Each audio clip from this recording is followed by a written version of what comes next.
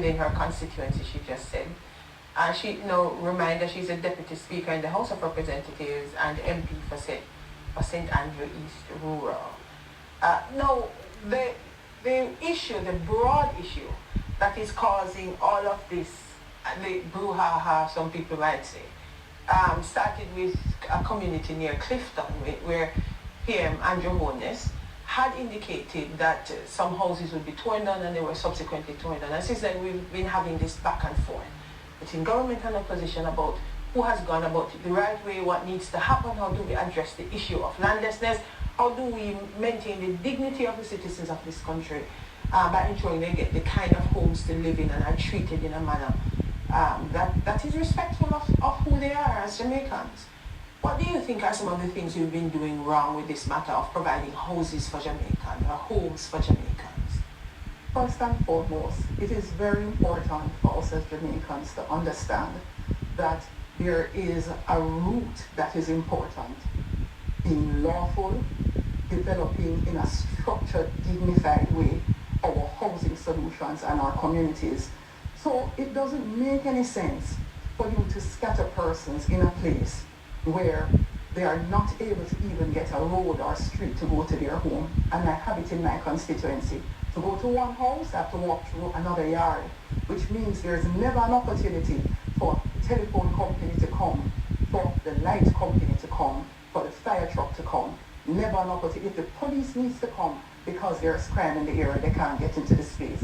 So it is very important that we structure developments in such a way that whatever resources we are spending, it is done efficiently and done in a way that persons can benefit from that. What is about the road demographics? I don't believe that we do not have sufficient land in Jamaica. We have a lot of land that is actually unoccupied right across the country. What matters is good leadership. So instead of building places for people that you call board pillar, which I visited once on a campaign, and then you do not put a bathroom in there for that person, what are you saying to that individual about the psyche of that human being as they get older and older, as they raise their family in that space? We should not want for people what we do not want for ourselves.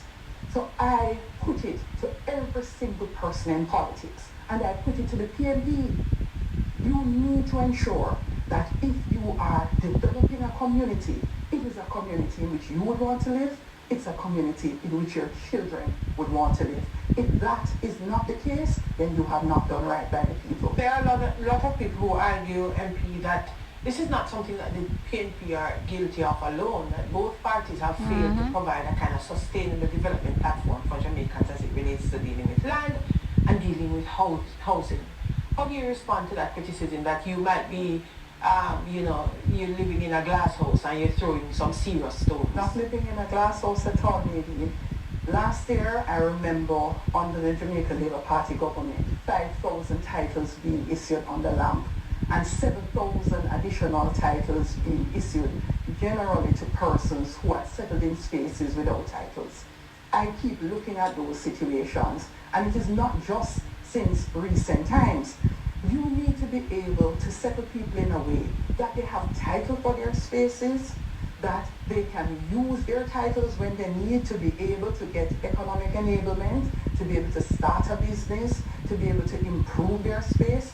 It is not necessary for any person in politics to place persons in a position that you're saying to them, you should go on people's land, you should live on it illegally, you should not concern yourself about law and order, because over time, that speaks to what causes the degradation of society.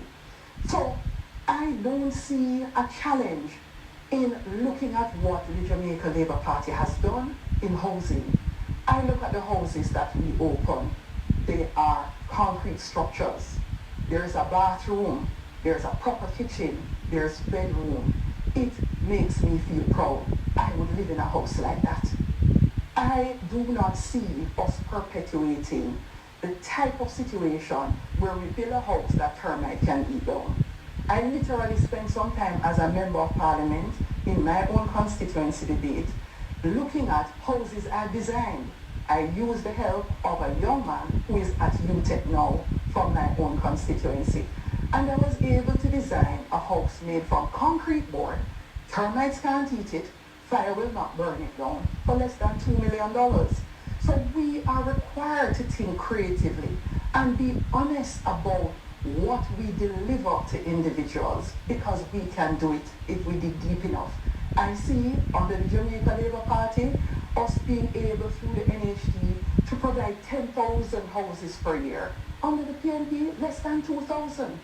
So we do not want to face some of our history, and I do not want to dwell on the history, but I speak about the history because that helps to inform how we do better going forward. I wanted as well to talk to you about this whole business of your own representation. I remember a couple months ago you made some utterances about MPs and how MPs are forced to act outside of what they really should do. Now there's this whole matter of a job description for an MP. And a lot of the MPs, particularly the women in your party, have been talking about, and some MPs on the other side as well, have been talking about MPs being asked to go above and beyond, not do what is required of them and all of that. How do you respond to that idea that the MP is being asked to do too much? It is not that the MP is being asked to do too much. Literally over time, what is the job description of a member of parliament has sort of drifted away because of what people in your constituency expect you to do. And we have continued to perpetuate that erroneous expectation of ourselves by literally encouraging the people to believe that that is our goal. Some members of parliament are predominantly policymakers.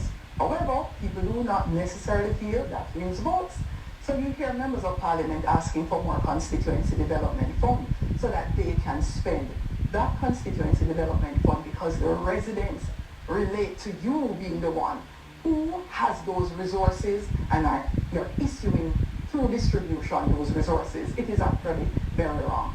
CDF is a recent phenomenon, and it was an emergency response when you're in a position that you want to be able to help someone within a period of 2 weeks or 3 weeks, and going through, say, the Ministry of Labour and Social Security, or going through the Ministry of Health, whatever the ministry or agency is, would take too long.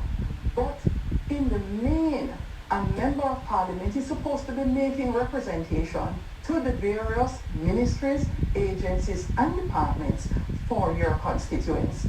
You are not supposed to be the one taking on that role of the distributing agency. How does Juliet Holness as MP, as Deputy Speaker of the House, wife of the Prime Minister, impact that kind of thing? Because one of the criticisms we have of your government is that your husband had promised that we would get job descriptions for MPs, and people are saying we don't see that yet. So we don't know what the MP is supposed to do. How do we rectify that? I don't think he said job description for MPs. I think it was for ministers. However, for MPs and councillors, it is actually clearly indicated what councillors' responsibilities are, exactly what agencies they are supposed to make representation to. So like a lot of persons call me about garbage, they really should go to the councillor because that is administered under local government. For one example, street lights, many persons come to the MP, they genuinely don't know. Street lights are administered under the local government authority through the parish council.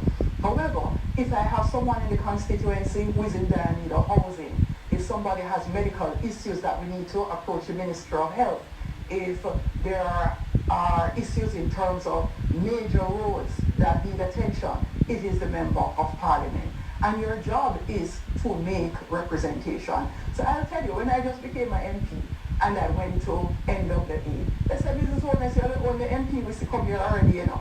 I would have gone to agencies where they say it's either me or me and another MP that turned up. So I've been to JC, I've had several meetings with NWA, gone to JPS even though I'm not supposed to, because guess what, I am not getting where I would like to go for the people. Gone to NWA. So you need to sit with your agencies.